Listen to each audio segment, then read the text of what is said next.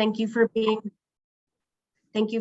here virtually with us this afternoon for the impact of amenity apps on the tenant experience. If you could all please turn your cameras off, which most of you have, and mics on mute, except for the panelists and moderator, of course, so that we can focus our attention. My name is Erin Saven, and I'm a real estate design strategy director at Gensler, and I'm really excited about our panel today.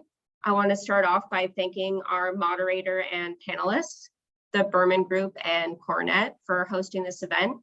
Before we get started, I want to make sure that you're all aware of some other amazing upcoming Cornet events that are taking place in the next few weeks, so that you're aware. On April 7th, the PropTech and Sustainability Committees will be co-hosting a panel on the topic, how companies are using technology to develop their ESG strategies, which will take place in person, which is really exciting, moderated by Thomas Bade Matheson, chairman of Switch, with speakers Peter Clark, managing director of energy and sustainability from CBRE, David Wynn, CPO from Greenstone, and Noel Bolin, senior product manager from Measurable. On April 12th, another very topical subject, Understanding the Metaverse, will be held virtually, moderated by Laura Patel, Managing Director of Business Analytics from CBRE. The panelists will include Victor Delanoy, Principal from BCG's Web3 and Metaverse Initiative, Jim Kessler, Global Tech Leader of VR from Jacobs, Ram Srinivasan, Managing Director of Consulting from JLL, and Guy Messick, Director of Design Intelligence from IA Interior Architects. And last update, if you haven't done so already, please sign up for the Cornet Global Eastern Symposium on June 14th, hosted by Drexel University in Philadelphia. And I know that you're all eager to get into the content, so as the event progresses and questions come up, feel free to drop them into the chat, and we'll try to get to them at the end of our Q&A from all of you, and I'll filter through them. So with that, I want to introduce you to our moderator and my colleague at Gensler, James Wynn. He's the director of our Intelligent Places practice, where he focuses on developing scalable long-term strategies for our Connected Places practice and applied research streams. His focus is on early stage venture-backed startups and large-scale enterprise innovation, where he leverages data to integrate big design ideas into strategic objectives. So James, welcome, thank you. Hey guys, super excited to be here. Thank you for that kind intro, Erin. And you know, I think it's sort of cliche to say I'm excited to be here, but I'm actually excited to be here. So excited, I'm doing this from my vacation. So I think that should sort of underscore like how excited I am to dig into this topic with this incredible group of experts that we have brought together, which I have to say really, I think underscores Cornet's importance in the built environment ecosystem, that they were able to pull together this incredible group to talk today. And so I'm gonna introduce everyone and then we'll sort of dive right in. So we're joined today by Vardahn Chaudhry, who is a VP of Investments at JBG Smith. Many of you probably know JBG Smith, but of particular interest to the topic today is the work they're doing at National Landing, just outside DC, which is very much in the news as the future home of Amazon HQ2 and the University of Virginia's $1 billion innovation campus. And some of the work that they're doing there is truly groundbreaking from a smart city perspective. Also joined by Scott Morey, who is responsible for technology at WeWork. Scott's got a fascinating background, having sort of looked at this industry from a consulting perspective, from a finance perspective, and now from the unique vantage point that WeWork gives. And last but absolutely not least, Joe Stokes, who is the basically head of digital operations technology at CBRE and has a background in app development, so super relevant to this conversation. So welcome, guys. Let's dive right in. As Erin mentioned, you know, send your questions in the chat, and we've allocated a pretty good amount of time to talk about that. So what I wanted to sort of start us off with is, you know, sort of where do we see the state of the prop tech app world today? A lot of investments gone in. There's a lot of interesting things happening. We're already starting to see a bit of consolidation, which is typical for an industry like this, but it's also really early days. So I thought maybe, Joe, you could start us off having some real direct experience, both as a developer and a purchaser of these kinds of technologies. Yeah, no, I appreciate it, James, and thank you for having me. Look, I think, without being hyperbolic, I think, it's bloated. The industry is bloated. I think it's crowded. I think it's noisy. I think there's a lot of players in the market at the moment, and so I think it's making it very difficult for clients to choose, reliable, trustworthy, technologies that actually deliver value and also deliver on the actual problems that clients are trying to solve for. And so I think all the jobs that they're trying to get done. And so I think, I think there's a lot of rocks and diamonds. There are a lot of players out there that are very good, and there's certainly a lot of technologies that are doing some really exciting things that will absolutely move the needle in real estate, both on the occupier side, the construction side, and of course the owner landlord side. So I think it's an exciting time to be in property technology. I think it's also, as I say, a very busy time to be in technology, just because of the sheer volume of capital flowing into the space and the number of players that are out there either trying to capitalize on that capital or to genuinely solve some problems for real estate industry in general.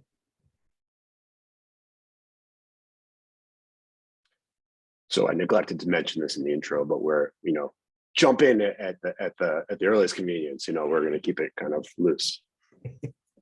I had an ambulance going by, so I didn't want to say anything. It's since I've been in New York, it's since passed. I think you both are saying kind of the same things too. We're at a level of maturity that the investment still seems relatively strong. I feel like we have less transparency the last couple of years over the amount and the volume. We had great statistics coming in, I think, pre kind of COVID. 90-something% of these companies are going to go under. And I think back to been around a while, in the late 90s was the first real push, right? Going over into 2000. I think at the time I was tracking like 300, we didn't call prop tech then companies, but effectively in the same categories. And I think only one or two of them survived, out of that list. And I think that we're all seeing, going back, James, to your point on consolidation, it's got to be a platform level play. And it's so hard on the buying side to really understand where the value propositions are. And so what we were seeing, I think, is some traditional players that are purchasers, depending on what your category is. So you'd say MRI or Yardi or whatever, but then, you take other ones going around, whether that was, BTS or HQO, or there's a bunch of these on different categories that are now well-funded, that are placing larger bets that are more likely to succeed because of the sort of expansiveness of the platform, what they're offering. And then more importantly, the awareness they're able to create and the engagement as a result. And I feel like we're right on that turn, right? We're seeing that in the last 2 years, but COVID kind of put us sideways a little bit in general. And I think we'll see more of that going forward. And, from my perspective, certainly agree with Joe and actually how Scott, you framed it out in terms of the data. I hadn't thought about that, but that makes a ton of sense. For us at JBG Smith, we actually have some exposure to prop tech and venture funds that focus on urban tech and just this world of real estate tech. And I think what we're finding is that certainly what Joe said is absolutely right. There's a lot of capital chasing perhaps real problems or a lot, and or just a lot of technology looking for problems to solve. But generally, I think, I fundamentally believe there's a secular trend towards the merging of the physical and digital worlds. And our industry, from construction all the way to the owner-occupied side, as well as REITs like us that are totally vertically integrated, are fundamentally behind the curve in technology adoption. So it sort of makes sense to me that there's so much capital chasing sort of the next generation of technology. For us in national landing, I think what we're finding is the role that we can play is really fundamental enablers of prop tech and urban tech or smart cities tech, all of these being sort of big buzzwords, but really, if you need to deploy any sort of solution or technology that's actually going to be impactful to either the owner or the customer, the end tenant, having some sort of prerequisite infrastructure in place can radically simplify that deployment. And so, eager to talk more about that, James, throughout the day. But I think it's an interesting time to be in the space. Yeah, I think actually, I mean, you guys are approaching it from a very interesting perspective because of the scale of particularly the national landing development. For those of you who don't know, you should correct me if I'm wrong, but I believe it's roughly the same size as downtown Seattle. So we compare it in a couple ways. So geographically, it's about the size of Williamsburg, Brooklyn, which is, as many of you know, up in the New York, as a New York borough of Brooklyn, Williamsburg being a neighborhood, it's obviously quite large. National Landing is sort of at that sort of mini city or city scale. From an office market standpoint, to look at it from a square footage perspective, we have the same office density as downtown Austin and the CBD of Austin. So we do really have unprecedented scale, James, to your point, under centralized control. And that scale has afforded us the opportunity to sort of think a little bit differently about how we can put our own capital to work, rather than sort of one vertical development at a time. Instead of thinking of it in sort of a piecemeal approach, really thinking about neighborhood scale investments. And chief among those investments are really what we call digital infrastructure.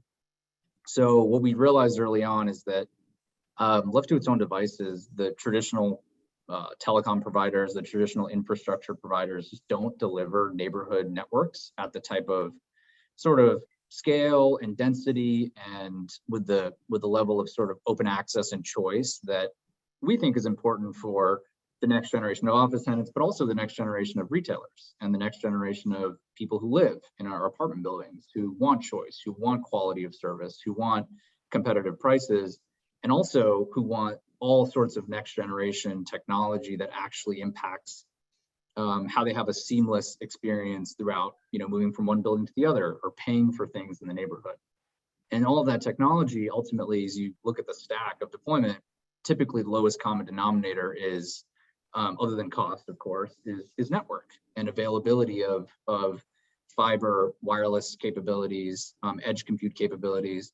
And so we sort of looked at that and we stepped in as an orchestrator. And so we're investing upwards of $60 million in a digital infrastructure platform across the neighborhood, where JBG is coming in and laying the rails, sort of laying the foundation from fiber to provisions for 5G to edge data centers and even privately owned spectrum to basically break that chicken and the egg problem of, all this promise of smart cities and urban tech and prop tech, and bringing that to life.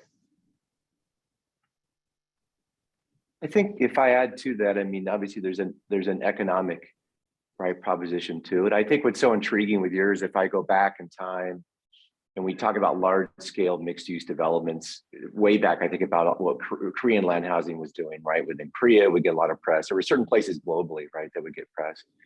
And then you see, I think about companies over time that were there, like Irvine Company, right? It's a great example. Or take what Crusoe is doing at Grove on a small scale in some ways. But what's most interesting about this space right now, if you look at capital flow relative to development, I think the majority of the money actually is going to mixed use developments.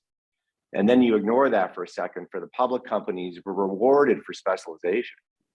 And now they're getting a little bit more rewarded for diversification, initially being driven by some of the folks on the retail because it was a tougher environment. So you take companies, I won't go by name, but public REITs in New York or other places, 3 years ago had no multifamily units. They might have 3,000 or 5,000 multifamily units. So we're in this really interesting part where that managing those asset classes and even the subsets, it's a different conversation. Like within multifamily, the ranges, right? It could be an Airbnb in one unit and traditional in the other, but it's taken us down this really interesting path around how you manage those relationships and then use digital in a way, could be revenue generating in some ways, it's got to add value, but also ultimately about engagement and experience in a way that, in your case, you would say, Brian, uniquely positions your property because the way you're approaching it, more so than anyone else can today, you're in such a unique spot.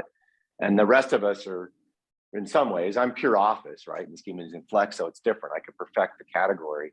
But anyone that's cross-category, because it's done historically over time, right? They're in this really kind of challenging spot around how do I maximize that and create the value on the cross asset class in a way that's meaningful, right? And that's the most fascinating part, I think, of the puzzle.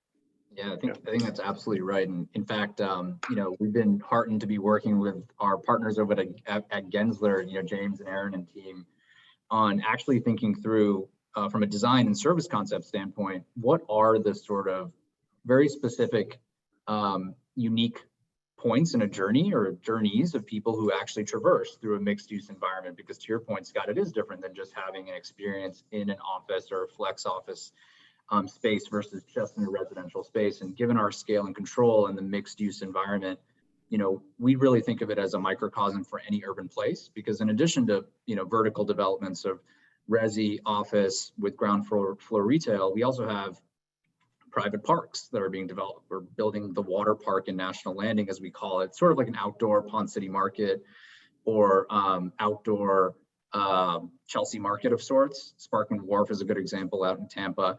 But it's really going to be a vibrant place where people are going to be drinking and eating and watching live performances and maybe doing an outdoor yoga class. And that's part of the neighborhood experience. And so we've been working, you know, diligently with Gensler and some other consultants to really think through where technology can kind of be additive to that experience. And I'll give you one tangible example. You know, imagine if I live in one of our residential properties, but want to access an amenity that happens to be in a different property that's either a residential property or an office property or some sort of shared amenity center. In order for that to get delivered, you really need to start blending the digital and the physical world. We need to understand, all right, well, Scott has access to a certain building at a certain time versus Joe or Erin or James who have access to different parts of the neighborhood at different times. There's a hardware play in terms of seamless access control because no one wants to fiddle around with 4 different fobs. And so we're really, you know, focused on that from a consumer standpoint. But I'd also say, you know, Scott, I think your point is spot on in terms of how the street rewards us. You know, we're publicly traded, and there is a lot of, I think, you know, focus on specializing. But where we see a lot of value, or what we get excited about, is specializing for Industry 4.0. And I think, you know, for some that may be a buzzword. For us, we sort of think of it as truly the 4th industrial revolution being upon us, as it's defined by sort of this merging of the physical and digital technologies like the Internet of Things, artificial intelligence, edge computing, the future of extended reality, autonomy. All of that is sort of definitional to the 4th industrial revolution. And just like there are other, you know, real estate companies that have been the home of biotech, have been the home of other industries, we want to be the home of Industry 4.0. And we think that if we can sort of be the home of the next generation of the economy, that'll have sort of economic, we'll benefit from the economic windfalls of rising real estate prices. So I think we should, you know, it's interesting. I want to pivot a little bit into like what can these technologies do for us? So that was a great transition. And one way to think about it, which I hadn't really thought about until we started talking, is scale is a really interesting lens to this problem, right? So from CBRE, you know, giant scale and reach. You know, Scott, I think you mentioned, you know, on any given day, you have something like 11,000 conference rooms occupied, if I remember that number correctly. You know, Vardahn, you talked about the scale of, you know, National Landing. I mean, certainly at Gensler, we're a global company, we see almost everything there is to see. And then on the flip side, you've got, you know, let's just use app as a sort of stand-in for the, you know, venture-backed, early stage, cutting-edge technology startup, which is sort of by definition subscale.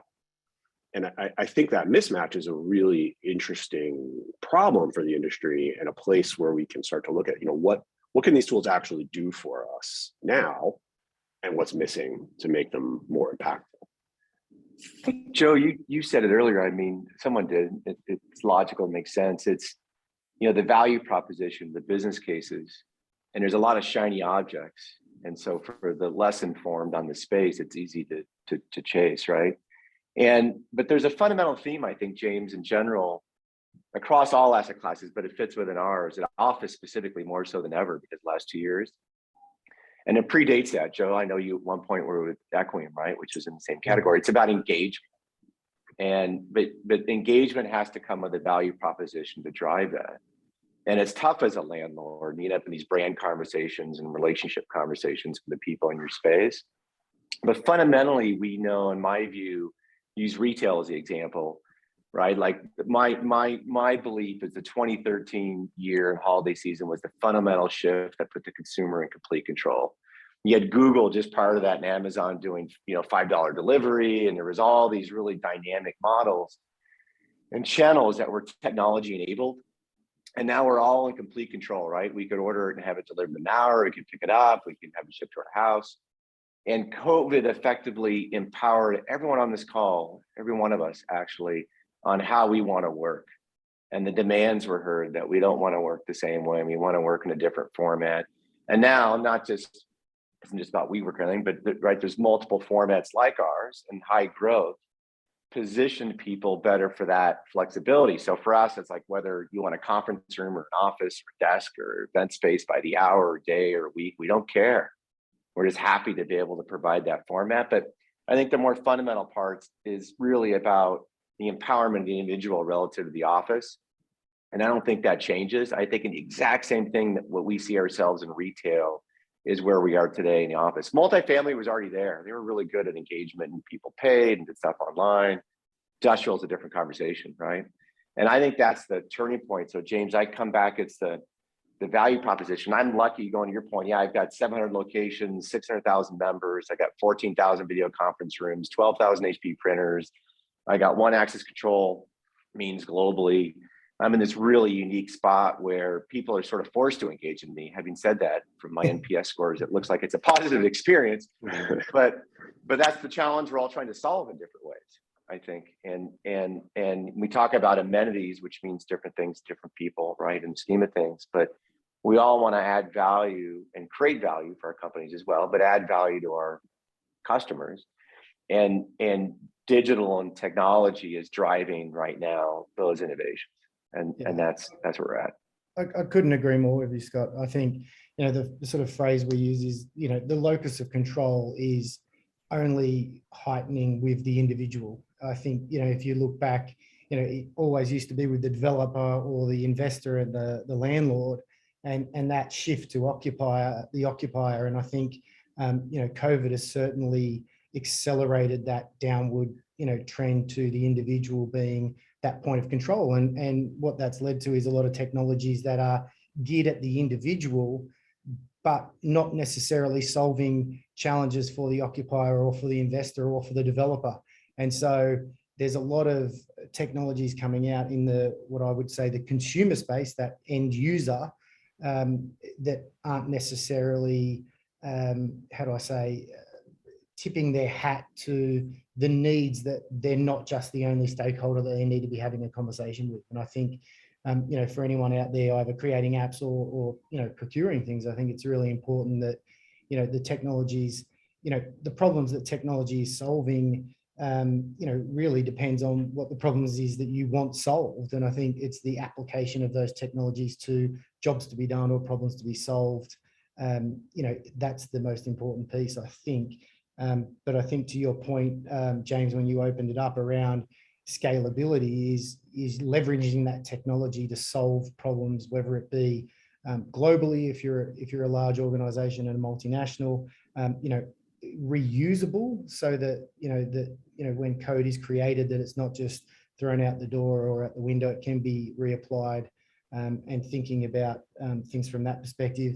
And then I would just say, technology is not the be all and end all. And I think it's very important for everyone to appreciate that, I think that people and place are the other kind of key elements of, people, place, and the technology put together is really, how we think about the segments of the pie. And I think without the right people and the right, engagement at that level, the technology falls pretty quickly on its face. And so, and likewise, Scott's, point, and to be honest, Vardahn, in terms of national landing, if you're not getting the actual infrastructure and the place right, it's a waste of money and time.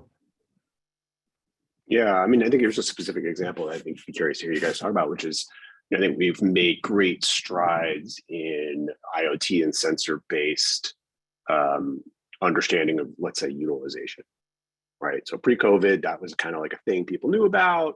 Post-COVID, it seems to be just about everywhere. But then so what is the really interesting problem? Like now conference room B is yellow most of the time. Like, what do you do with that information?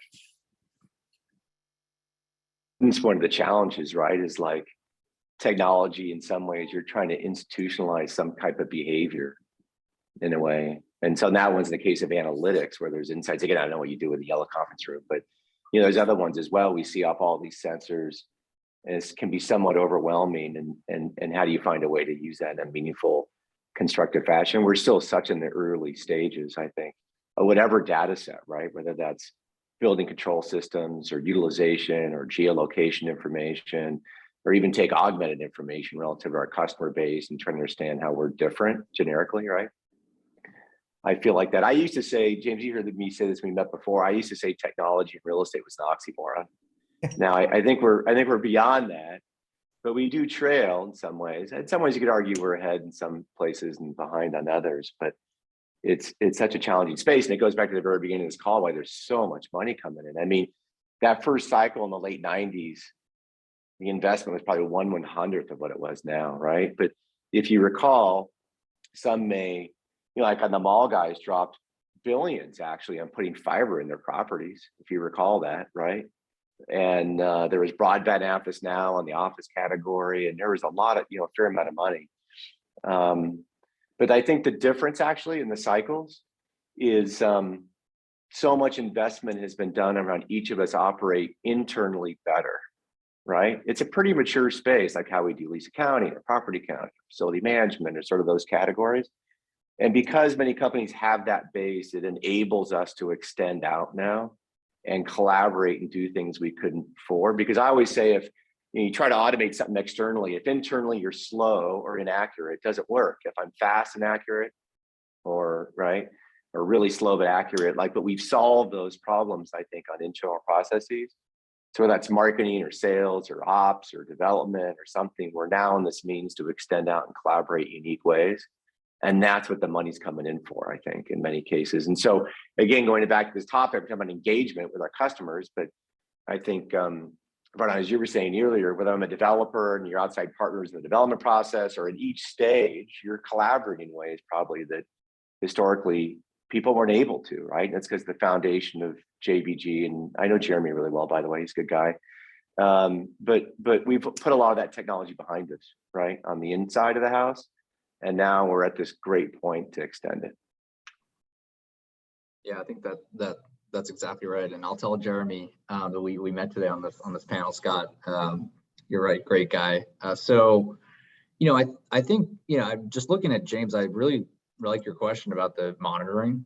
One thing we're increasingly grappling with is similar to what you just posed, like, okay, great, we can measure and monitor certain things, but how do we extend that to then actually interacting with the consumer? Like, what's a little bit perhaps more interesting for us in our context? I'm not taking anything away from monitoring or getting the yellow light or red light on a conference room, but I think we're more excited about back to the amenity booking use case or journey. If I want to go and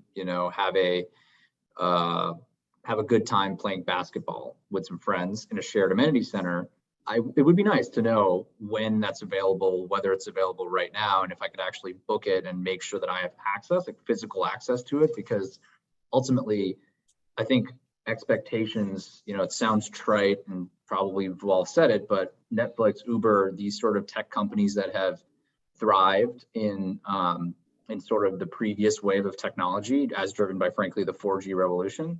Now, as we move forward, those companies have set the expectation for how customer experiences should work in the digital realm. And I think the challenge we're going to have in the physical realm is applying digital technology that's as frictionless or as beautiful, as elegant, as joyful, but really as frictionless for technology in the built environment. Like, the worst thing that could happen, I think, is if you have some sort of fob replacement via a mobile app, and all of a sudden you're stuck in your elevator bank, just saying, okay, well, is this, am I getting in or am I not? It's something, it's not working really well. But I think we all want to move away from the fob as an example. The only way I think it's really going to work is if we have a truly seamless deployment of that digital and physical integration. Yeah. So here's a perennial question that I think is sort of a classic if you've spent any time in technology, which is the build buy question. But I think it's particularly relevant for our industry right now because a lot of these new solutions are so subscale. And if you just think about it from, let's say, a large office occupier perspective, they're going to be in 15 different buildings in 15 different cities with 15 different, smart elevator systems with 15 different building security access systems. I mean, the number of components of this ecosystem gets really, really large, really, really quickly. So how do you think about when does it make sense to roll your own, and when does it make sense to sort of hand your fate over to venture-backed startups, agenda? And I think, Joe, you might be in the best position to answer that first. I was just jumping at the bit to get in on that. But look, I think it's a great question. I think it's a conundrum all of us face, like regardless of whether you're an app developer, like at the end of the day, you still have technology needs that need to either be bought, borrowed, or built.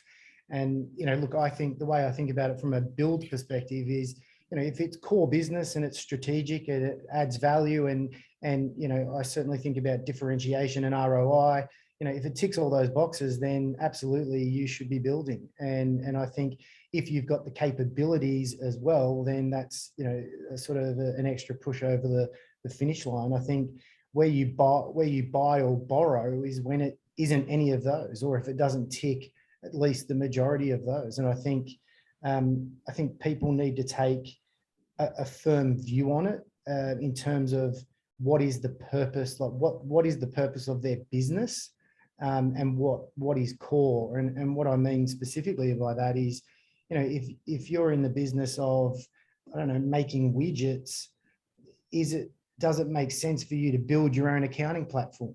It probably doesn't, right? Unless those widgets are accounted for in some obscenely unique way, then I just don't think that makes any sense. And so I think it's really important that that's the sort of lens people take when they go down this path. And I think, to be honest, you've got to be disciplined about it, and you've got to be thinking about the long term, because I think a lot of people think, oh yeah, I'll build that, that capability or that feature or that functionality, and they're not thinking about what happens in 1 year, in 3 years, in 5 years, when that code is now eroded, or things have changed, and you don't have the development resources to continue that, and you're going to end up going back and buying or borrowing. And so I think it's really important to be disciplined about applying those lenses and making the call and sticking with it, despite what all the noise might be out there around you, influencing you otherwise.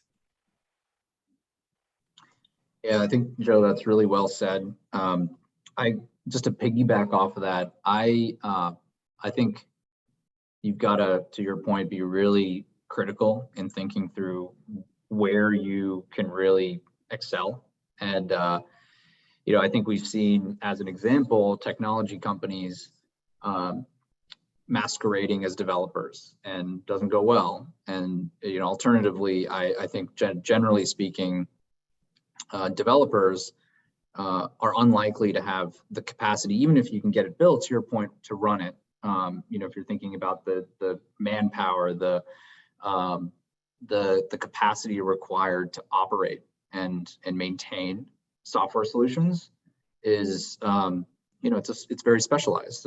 That's sort of why I think the marketplace ends up resulting in rewards going to those who specialize in software or hardware integrations. With that said, I think for us, and I know I'm harping on this intersection between the digital and physical worlds, but one of the ways we've started to think about build versus buy is kind of thinking through what we wanted to not replicate, in other words. So we don't want to rebuild or sort of compete with best-in-class solutions that already exist for different, very discrete uses or experiences, like access control. It's unlikely that we're going to go and build a new door lock, but there are best-in-breed door locks that exist that are technologically enabled, and either through NFC or now increasingly through Apple integrations have that digital interface. You have best-in-breed POS systems that allow for integration for payments and some sort of way that we can make payments more seamless for our customers. We're also not going to go rebuild a really robust CRM solution that exists off the shelf to let us understand and build profiles for people and have that tie back into our property management and asset management teams. But I think that what we're also struggling with as an industry, and maybe us specifically at JBG, what we're working through is how do you integrate existing systems? How do you integrate software solutions like CRM products that you might buy off the shelf and use as a SaaS solution with a hardware solution that's at the unit or in the building? And so I could see there being, a lot of buy decisions for specific off-the-shelf software and hardware. And I think systems integration and an integration layer is really what is required as a glue to hold together some of these experiences that that I'm not sure that there's an easy button for just yet. Yeah, that I agree 100%. And it also depends on the categories, right? We're getting better on common protocols. We didn't have commonality on data standards, although we've tried as an industry, right? And Cornet and others, and I'll stay to that topic. We could probably go on for a while, but you still got certain categories on the hardware side that are completely proprietary protocols. It's just maddening still, right? And we do for each category in some ways. So, and it's amazing because that fight's been going on for a while. It's not like it's a new fight. But I agree. I mean, there's a comment actually in there too about just the cost of development. And Joe, you said everything I would have said. And on the tail end, you got there. I wasn't sure if you were. I knew you knew it, but if it would come out. But yeah, you got to look at this long-term basis and truly look at the operating costs and maintenance costs of whatever scenario you're going through, right? In the scheme of things. And the other one I'd say is that as an industry, oftentimes many of us think we're special. And Joe, you said this in the widget example. And the reality is we're so common at the end of the day than we think. Yep. I'm in a unique spot just given our format there, and now there's more commonality to it. But when you look at the company's growth and what we've done, we had to build, right? And the situation we're in, and we are unique. I'd like to say, I'm going to contradict, I think the widget comment, Joe, in a lot of ways it takes us down that path to spend the time and money to build, these things out that really people hadn't had in place. But at some point, right, it'll become more common in a way, like any industry segment where there's a value to it, and you get parity, and then you see branches and advancements and kind of cycles. So it's interesting.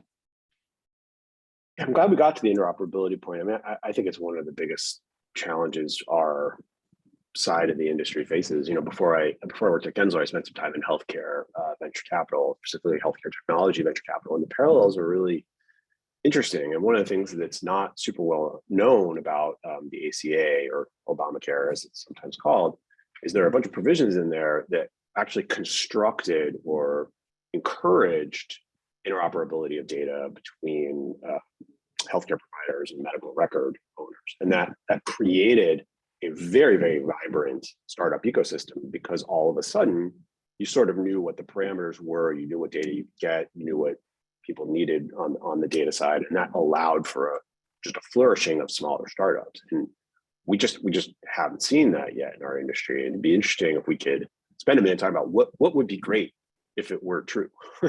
So where is the interoperability problem truly? I think the interoperability problem is where Scott was alluding to, and without speaking to specific, manufacturers of particular systems, there is just a lot of legacy systems out there that are closed systems, and to be honest, look, we also have to appreciate, right, that we're dealing with an asset class. The buildings, if constructed right, live for 100 years, and so. Some of the technologies, we just have to accept that that's what it's going to be. Not every building is, what's happening at National Landing. Like you're dealing with buildings that are 100, sometimes 200 years old. And so it's a case of there's still some manufacturers out there that have a vested interest in enclosed systems because of their position in the market. That will erode over time, and I think I think they're all aware of that, and they're all working towards an open system.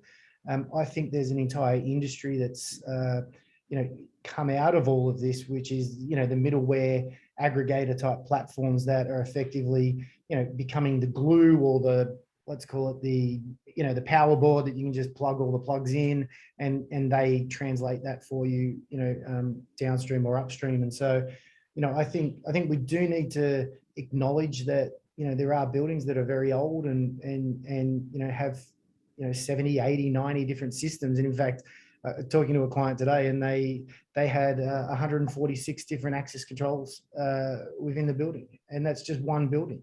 So to be connecting 146 or ripping and replacing, it's a significant capital expenditure, and it's a significant impost on the building. Now, doing it, would it increase tenant amenity and experience? Absolutely. But again, there's an ROI conversation and all the rest of it that goes with that. And I know we'll probably get to talk about ROI in a minute, but that's the big question. Yeah. Joe, I thought you should name them. Actually, I think you should say them. So, but I think, Vardahn, you said earlier too. I think everyone on this call knows them. knows. Yeah, I'm not going there. It all starts with the backbone and the fiber. And for so long, cross asset class, we let the closets go crazy, and we didn't manage the fiber and take control. And as an industry in total, we all are, right, in different ways. Still, there's some that's still not the case. But it starts there, actually. I mean, that's why you get totally dropping your fiber, and there's a value proposition, not just sort of a quality experience as well, that falls in line with that. But I'm going to say it, Joe, but not by name. Like the access control space is a great one, right? Although we've seen advancements, it's still a tough space, right, relative to panels and protocols. Yeah. Although it's way better than it was 10 years ago, it still has a long ways to go. That's usually the more office given kind of specific category, right? It's hard. Yeah, I'll say, Scott, to your point about the closets, it is really incredible. You look at, frankly, I think in business as usual, what the vertical development teams would call low voltage designs, sort of an afterthought. It's really not core. I think increasingly, if we all want to see a future that sounds like we're all in agreement of is like coming one way or the other, there's a secular trend towards technology in the built environment. It can't be an afterthought. So we're spending a lot of time in JBG internally, just sort of revamping how we think about low voltage and how we think about the intersection point between the outside of the plant, so the neighborhood and our fiber network that runs across the neighborhood, every single street, north, south, east, west, and then what happens inside of the building. And being thoughtful about that is a ton of fun to sort of change how we might approach it. And hopefully what we end up doing is a blueprint. But I'll tell you, some of our engineers and designers, when they go to a new building and they see a telecom room and they open the risers and they look at the closet and they say, wow, it's like buying a new car, as compared to looking at, a closet that's dusty, filled with, copper wires just spewing all over the place, and, all sorts of other things in these 40 or 50-year-old buildings. It's just the natural course of what has happened over, decades. And I think we just have to take a little bit of a lot of a different approach rather. And, I think just treat some of these, what used to be afterthoughts, as more fundamental, because, I hear it from our residential asset management lead, Tiffany, who I work with really closely. She's sort of the CEO of our residential business. And she always talks about how the expectations in the residential space sort of evolved. I'm not going to get 100% right, but she tells me, back in the day, it used to be, location, then it was finishes, then it was amenities, physical amenities, and now it's customer experience as defined by digital. And so I think we have to look at our digital finishings, call it, just like we would the physical finishings that we all are, sort of take for granted at this point, just given where we are in the cycle. Yeah. So before we move on to the next topic, I just do want to point out, we we'd happy to take questions. If you have questions, throw them in the chat. It's great to see people engaging in the chat, but if you've got specific questions, send them our way. One thing, as Joe, as you mentioned, I do think we spend a little bit of time talking about ROI, how you measure value, things like that. You know, it's come up here and there. I am curious. I mean, return on investment is a well understood financial metric, but there's a lot of interpretation into what you put into those numbers to drive that number. And I think particularly what I've seen as being an interesting wrinkle is, you know, Vardahn, you're a REIT. You know, REITs have a lot of rules, what they can spend money on, because you're, you know, investing other people's money and you have a fiduciary duty to manage that money well. You know, Scott, you're in a slightly different position. You were venture backed, and there you've got a set of stakeholders, and now you're publicly traded. Now you've got a different set of stakeholders. So, you know, it's I think a little bit more of a tricky question about what's really the right way to frame the investment question. So I'd love to hear you guys talk about that. I think, I mean, to start, probably true for all of us. There's more demand than capacity, but it's true for anything anyone does, right? Like, none of us have unlimited resources or capital. So there's sort of a best use question that comes into play first. And then I think the second one, James, is, yeah, how you look at it. And the way I do, I've got 4 buckets. And I think what puts me in a unique spot is I drive a lot of revenue digitally. So traditional real estate, you could argue, might originate on awareness, but it's not really driving revenue. If my tech goes down, I have economic issues. So I look at the 4 buckets. Look at a revenue driver. I guess, am I really going to bring in more revenue if I spend the money? Then there's the below the line, my saving money, right? Then we think about net promoter score is really important to us. And we see the economic impact if that number goes up and down, like relative to renewals or other factors. So will it affect positively NPS? And then there's the risk management question. Like, it may not make any economic sense. There's no return on it other than if I don't do it, something bad could happen, or just it could create an issue sort of downstream. So we look at it across those 4 buckets, and then actually going through a rolling multi-quarter process for how we evaluate where that capital is, because things change and things come up, some good, maybe some might not as good. And it's on that basis, and we're pretty formalized about it, actually. And I don't know, I mean, my involvement with WeWork's really been, I've been here for about a year or something, but I mean, it's pretty well disciplined. It was that way pre us going public in November, and obviously, you know, remains the same. And I'd argue, regardless of what side of the table you sit on public or private, as an exec in any company, is a custodian of that, right? We have a duty to anyone, whether it's the investor or the individual owner or the shareholders, to do the right thing. Yeah, I mean, those 4 buckets are the same buckets we look at, Scott. And I think, you know, I probably add one, which is probably covered by your buckets anyway, which is just that strategic viewpoint of, you know, are you going to invest because it might, for instance, impede your competition or somehow elevate you, which again is maybe not a direct revenue driver, but it certainly might be a competitive, you know, a competitive advantage proposition. But I think it is really interesting, I think, in terms of whether you're like, I don't think the traditional ROI model, particularly when it comes to real estate, which is probably more that, you know, the concept of IRR and, you know, is the return going to be, you know, higher than the cost of capital? And of course, cost of capital today is not, you know, not as expensive as what it once was. And so it might be a lesser hurdle, but I think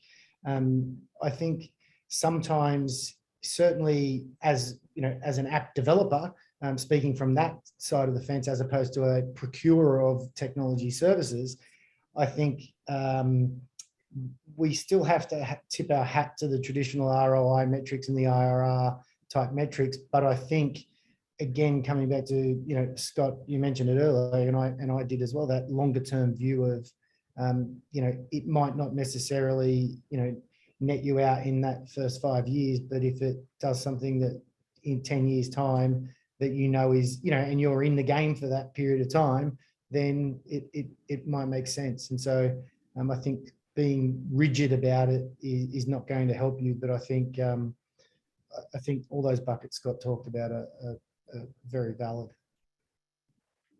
Yeah, and I'll just echo. I mean, I think first we underwrite our investments as investments, and in some cases, our digital infrastructure, in many cases, our digital infrastructure at neighborhood scale, sort of accretive on a standalone basis. But prop tech, urban tech, technology deployment in our buildings, I think kind of really just parallel how Joe and Scott were describing it. I think especially in residential buildings, it's about amenitization and really measuring tangibly how we feel based on data any given technology is going to improve the experience and either reduce turnover or push rents. And so just being really thoughtful and putting it on paper as to how the economics work is really important. And I will say, I know we talked about it earlier, but especially when it comes to technology, just understanding the total cost of ownership across the life cycle of a deployment is obviously critical, as opposed to just thinking about it as a CapEx. All right, I bought a bunch of tech, great. Well, unfortunately, that's not how it works. And there usually is ongoing cost that has to be really critically thought about. Yeah. So we're nearing the end. I thought we'd do a kind of like a quick fire, where do we see this all going round? Obviously, prognostication is dangerous. Making predictions is even more dangerous, especially when they're being recorded. But let's do it anyway. So who wants to go first? Where do you think this is all headed in the near term? I mean, me personally, I think we're continuing down the path of eroding barriers within the workplace.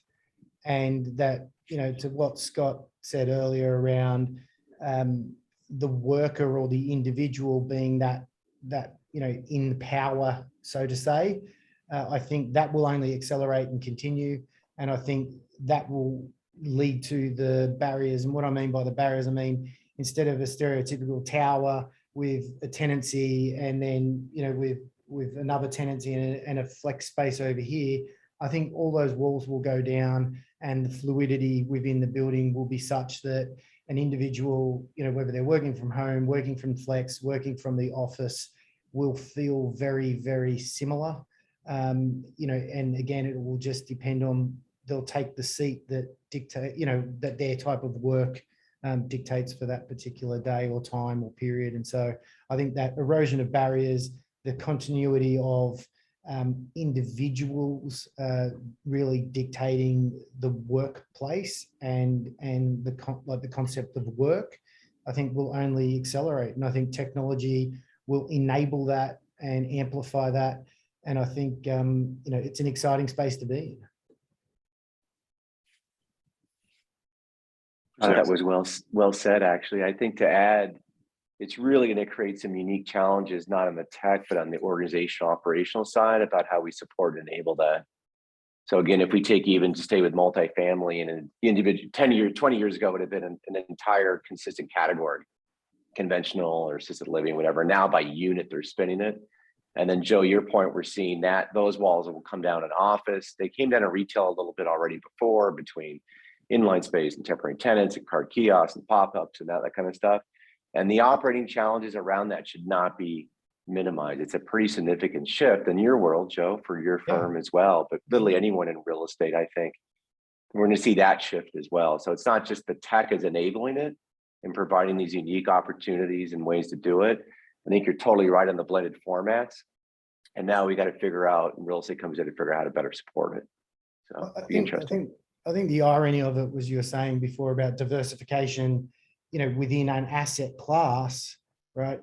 But ultimately what we're getting is convergence of all the asset classes. So we're getting diversification within office, i.e. it's getting more retail, it's getting more flex, it's getting more, to be honest, even in some parts of the world, there's some living, and some retirement and medical, health related services within the tower. And so likewise on the industrial and logistics, you're getting, you're now getting park and experiential and a little bit of retail offering there, which you never would have seen, sort of 5 or 10 years ago. So I think there's that diversification within sector, but convergence of all sectors, to accommodate, where that individual wants to be and the nature of work. I'll just say, you guys, it's fascinating actually to hear from both you and Joe and Scott on space utilization. I know, James, you're an expert on all this too. That doesn't flow in my blood, so it's always awesome to hear about it. For me, I think where this is going is really there will be a race, I think, if I was to prognosticate, a race to infrastructure, which is hard to build, CapEx intensive and time intensive, because, so we sort of think back and say, well, for me, I got my first smartphone in 2009, just 13 years ago. If we project out or look back and see how different our lives are now to 13 years ago, add to that, Tim Cook is out in the marketplace talking about how augmented and virtual reality will be our main medium of interface rather than our smartphone by 2030. So you sort of start to look at history, projecting that out. And I think in 10, 13, 15 years, it's impossible effectively to imagine how our lives are going to evolve, but we know that they're going to be highly dependent. Our lives are going to be highly dependent on wireless and wireline networks. And so I think where this is going is a pretty strong flurry to infrastructure deployment over the next, call it 5-10 years. Yeah, I agree with all that. I would only add, I think at least what I'm focused on and what my team's focused on, and one of the things that we're really trying to figure out is, we've kind of entered a world. I like how you said it, Joe. It's kind of like, that book, The Omnivore's Dilemma. So now we're in a world where you can kind of have anything you want whenever you want it, and if that's the case, well, then what should you do? And this problem of, hey, we've got tons of data about utilization and the conference room's yellow, so like, should I build more conference rooms? Like, this is a really, really fundamental question, and we're trying to use all of this technology to help answer that question of what do human beings want and need out of the built environment? What should we make more of? What should we make less of? And I think that's going to be a really, really interesting transformation in the next few years, because we'll finally have some of that data, and we'll have it in a much more timely fashion. Whereas before, maybe, it's years after you've built the building that you figure out what's good and what's not. And we think we can get to that much sooner. So guys, I want to be mindful of everybody's time. Thank you everybody for joining. Thanks guys for joining, for being on this panel. Thank you to Cornet for bringing us all together. I think if there are some questions that pop up afterwards, filter them back up through the Cornet system, and I'm sure we'd be happy to weigh in. And yeah, have a great day, everybody. Thank you, James. Thanks, James. Appreciate it. Thanks, everybody. Thanks all. Bye, guys.